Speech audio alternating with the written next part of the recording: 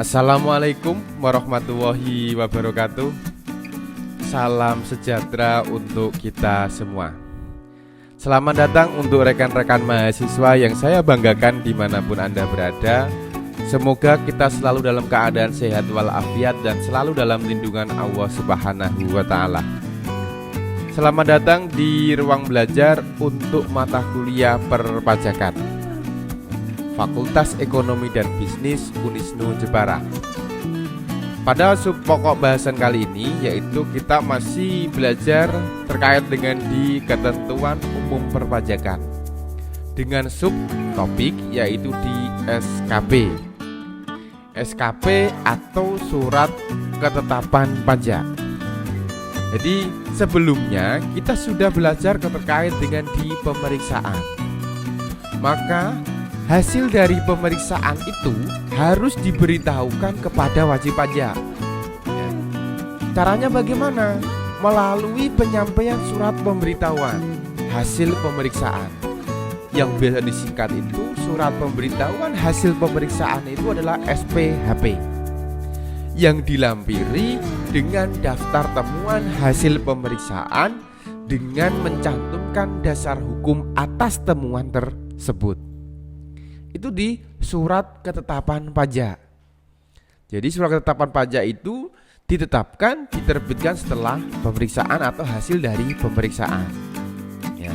Jadi pemeriksaan di sini ya dalam pengujian kepatuhan wajib pajak itu ya diakhiri dengan LHP. Ya, LHP. Jadi surat itu nanti jenisnya macam-macam. Karena apa? Dalam hal pemeriksaan ya dalam menguji kepatuhan wajib pajak itu setelah terakhir semuanya itu maka kantor pajak akan menerbitkan yang namanya LHP atau laporan hasil pemeriksaan. Dan produk hukumnya, jadi hasilnya produk hukumnya itu dapat berupa satu adalah surat ketetapan pajak kurang bayar atau SKPKB. Yang kedua adalah surat ketetapan pajak kurang bayar tambahan SKPKBT atau surat ketetapan pajak nihil atau SKPN. Atau ada lagi surat ketetapan pajak lebih bayar atau SKPLB. Ya.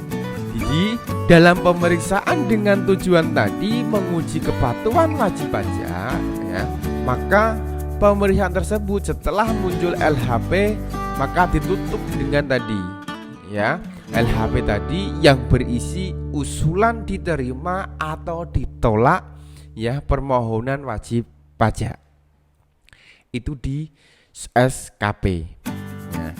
Nah tadi berarti apa? Jenis dari surat ketetapan pajak atau SKP itu sendiri tadi sudah saya sampaikan ada beberapa jenis yaitu ada 4 mulai dari SKPKB, ada SKPKBT, ada SKPLB dan ada SKPN. SKPN.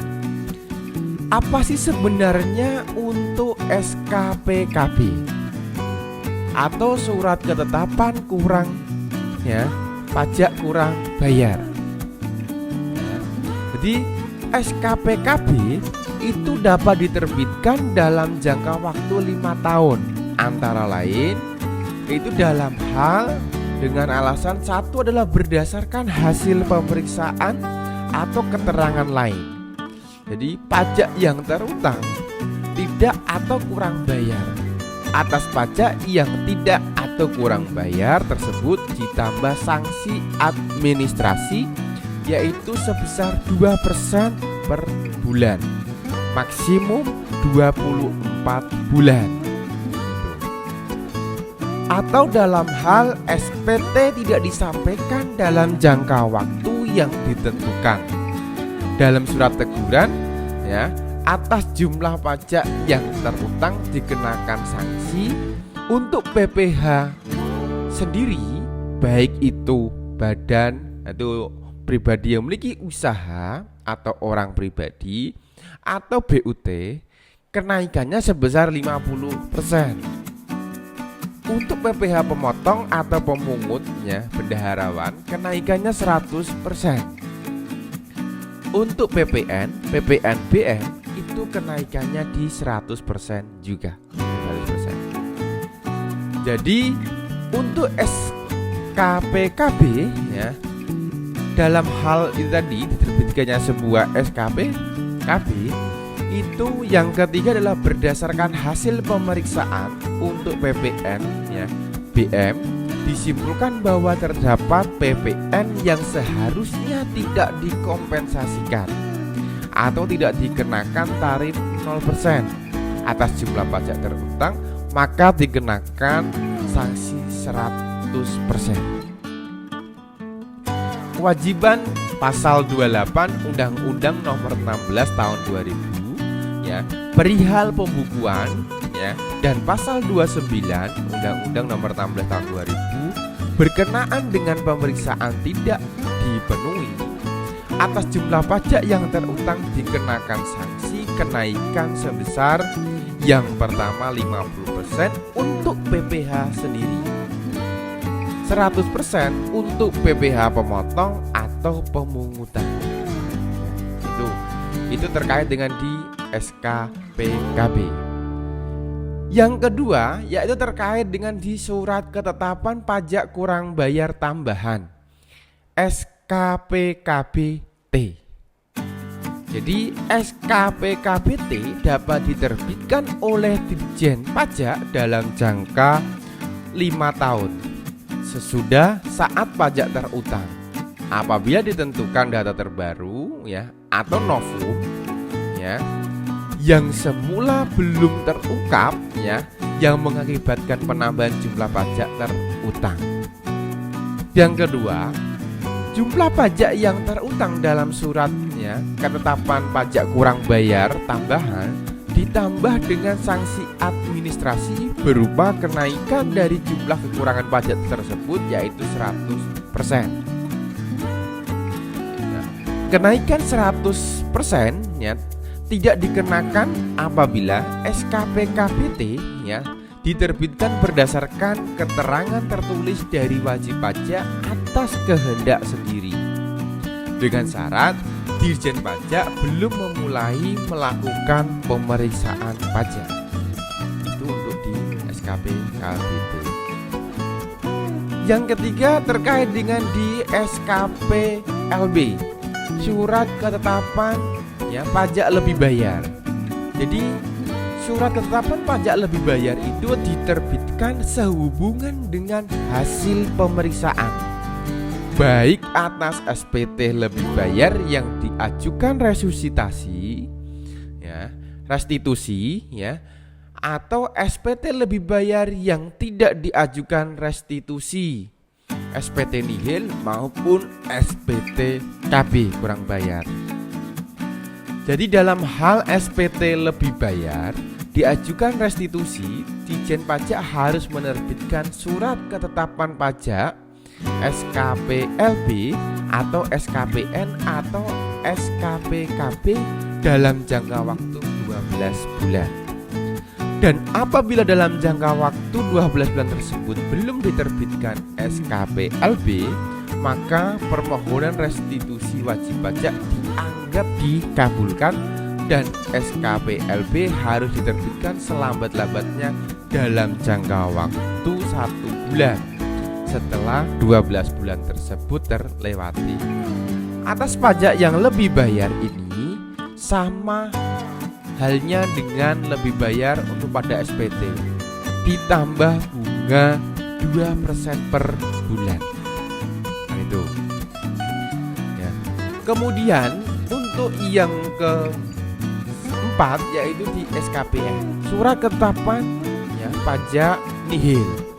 SKPN di sini itu diterbitkan sehubungan dengan hasil pemeriksaan baik SPT nihil, SPT kurang bayar maupun SPT lebih bayar.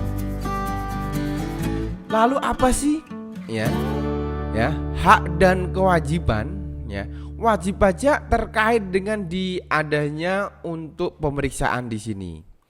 Jadi terkait dengan hak dan kewajiban wajib pajak terkait dengan di pemeriksaan itu yang pertama meminta, ya, wajib pajak berhak untuk meminta pemeriksa memperlihatkan tanda pengenal, memberikan surat pemberitahuan pemeriksaan lapangan, memperlihatkan surat yang berisi perubahan tim pemeriksa apabila mengalami perubahan, memberi kejelasan tentang alasan dan tujuan pemeriksaan.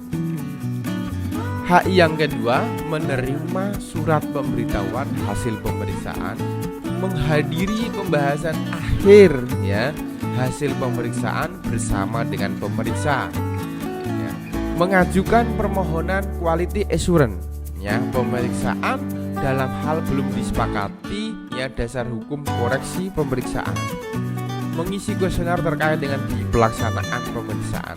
Itu, ya, untuk di hak, ya, wajib pajak. Kemudian kewajiban dari wajib pajak itu yang pertama memenuhi pemanggilan, memperlihatkan atau meminjamkan dokumen yang menjadi dasar perhitungan penghasilan, memberikan kesempatan untuk mengakses, ya, yang menjadi dasar perhitungan secara elektronik, ya, memberikan kesempatan tim pemeriksa dan memberi bantuan, ya, guna kelancaran pemeriksaan, menyediakan tenaga maupun peralatan, memberikan, ya, bantuan tim, ya, membuka barang yang bergerak, ya, kemudian untuk dilakukan, ya, pemeriksaan dilakukan di tempat wajib pajak, menyediakan tempat, meminjamkan kertas, ya, pemeriksaan, ya, menyampaikan tanggapan dan memberikan keterangan lisan atau tertulis yang diperlukan.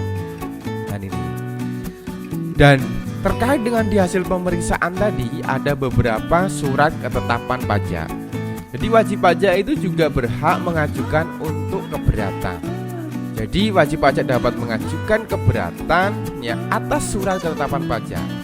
Keberatan itu diajukan kepada Ditjen Pajak atas SKPKB, SKPKBT, SKPLB ataupun SKPN dan pemotongan serta pemungut oleh pihak ketiga. Keberatan diajukan secara tertulis dengan bahasa Indonesia dan alasan yang jelas. Keberatan diajukan dalam jangka waktu 3 bulan, ya, sejak tanggal surat, ya, pemotongan atau pemungutan. Kantor pajak paling lama 12 bulan sejak tanggal surat keberatan tersebut diterima. Apabila pengajuan keberatan ditolak, maka dikenakan sanksi kenaikan 50%, ya, dari pajak yang kurang bayar. Dan wajib pajak juga dapat banding. Jadi setelah menerima surat keputusan keberatan, wajib pajak masih, ya, diberikan hak untuk banding ke pengadilan pajak. Banding diajukan secara tertulis dengan menyatakan alasan-alasan yang jelas, melampirkan surat keputusan keberatan, kemudian pengajuan banding dan keputusan banding menolak wajib pajak, maka dikenakan sanksi kenaikan sebesar 100% dari pajak kurang bayar. Ya. Itu adalah terkait dengan di keberatan dan banding untuk, ya, surat ketetapan pajak. Ya. Jadi untuk dalam hal kaitannya di penagihan pajak, ya, penagihan pajak. Jadi dasar penagihan pajak itu dipakai, ya, untuk melakukan penagihan pajak. Maka surat tagihan pajak, ya, STP, surat ketetapan pajak kurang bayar, serta surat ketetapan pajak kurang bayar tambahan, ya, untuk kaitannya di putusan banding. Penagihan pajak itu di sini, jadwal penagihan pajak itu yang pertama dimulai dari surat teguran, surat paksa, surat sita. Ya, ada 3 hal. Pertama ditegur dulu, setelah ditegur kemudian diberikan surat paksa. Jadi surat teguran itu hutang pajak yang telah jatuh tempo, ternyata tidak dibayar setelah 7 hari dikirim surat teguran. Ya, batasnya 21 hari. Kemudian akan diterbitkan lagi surat paksa. Setelah 21 hari diterbitkan surat teguran hutang pajak tidak dibayar, dikirimkan surat paksa. Batas surat paksanya 2 kali 24 jam. Kemudian ada lagi setelah surat paksa tidak ada, kemudian ada surat sita. Setelah waktu 2 kali 24 jam sejak surat paksa diberitahukan hutang pajak tidak dibayar, maka dilakukan penyitaan harta ataupun barang-barang milik wajib pajak. Batas penyitaannya di 14 hari. Setelah disita, kemudian akan diumumkan lelang.